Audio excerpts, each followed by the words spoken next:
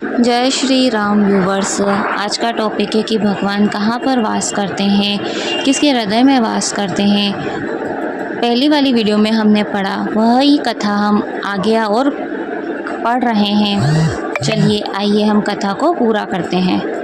जो पराई स्त्री को माता के तुल्य समझते हैं, पराया धन विष से भी बढ़कर विष समझते हैं, जो दूसरों के ऐश्वर्य को देखकर के प्रसन्न होते हैं, दूसरों की विपत्ति देखकर बहुत दुखी होते हैं, जिन्हें आप प्राणों के समान प्यारे हैं, हे राम जी, उनके मन आपके योग्य उत्तम स्थान है। देखिए यहाँ वाल्मीकि जी बताते हैं कि इनके मन में आप वास कीजिए, जहाँ पराई स्त्री को माता के तुल्य समझते हैं, पराया धन विष से भी बढ़कर विष होते हैं, जो दूसरों के ऐश्वर्य को देखकर प्रसन्न हो जाते हैं और दूसरों की विपत्ति होती है तो बड़े ही दुखी हो जाते हैं, जिनको आप प्राणों से प्यारे हैं राम जी, उनके मन में वास कीजिएगा। हे ता, जिनके स्वामी सखा पिता माता गुरु सब आप ही हैं, उनके मन मंदिर में सीता जी सहित आप दोनों भाई वास कीजिए, जहाँ श्री राम जी को ही जो अपना सखा माने, पिता माने, माता माने, अपना दीन बंधु सखा माने, वे ही श्री राम जी आप उनके मन में वास कीजिए।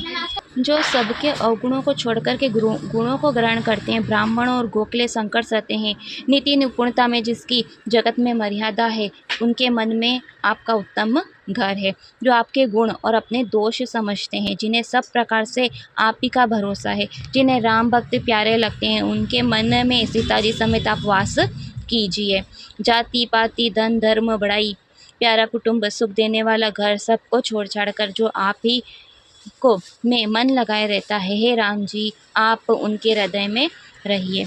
जिनमें देखिए लिखा, जाति पाति धन धर्म बड़ाई, प्यारा कुटुंब, सुख देने वाला घर, सबको छोड़ कर के, मतलब सब कुछ होने के बाद भी श्री राम जी में ही मन लगा रहे, उनके मन मंदिर में राम जी सीता जी वास कीजिए।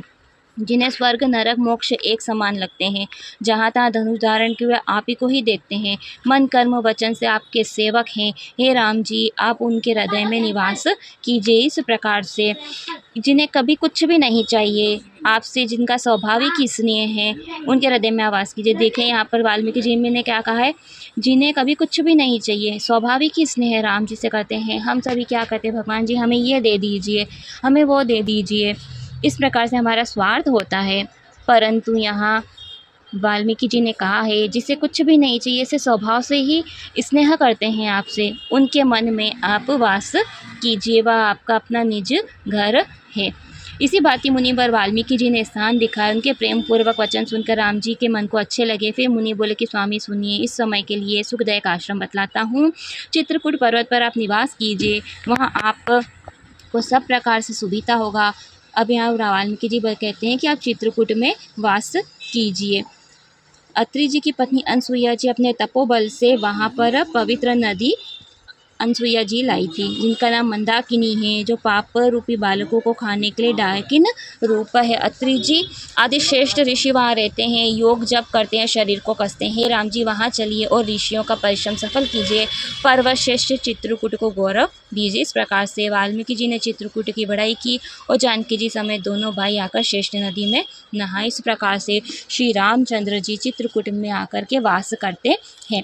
देखिए आज की वीडियो में हमने पढ़ा कि कहाँ कहाँ पर भगवान जी का वास होता है, किन के हृदय में भगवान जी वास करते हैं, वह वाल्मीकि जी ने हमें बतलाया है। अब हम सभी अपने अपने मन में विचार कीजिए, क्या हमारे हृदय में भगवान जी का वास है या नहीं है। और अगर आप अपने हृदय में भगवान जी का वास करना चाहते हैं तो जो जो यहाँ वाल्मीकि जी ने बतलाया है वह आप अपने अंदर उन गुणों को प्रवेश कीजिए, जिससे आपके हृदय में भी भगवान जी का वास हो। आज की कथा हम यहीं पर ही समाप्त करते हैं। आपको मेरी वीडियो पसंद आई हो तो लाइक कीजिएगा, मेरे चैनल को सब्सक्राइब कीजिए और आगे शेयर ज़रूर कीजिएगा। जय श्री राम।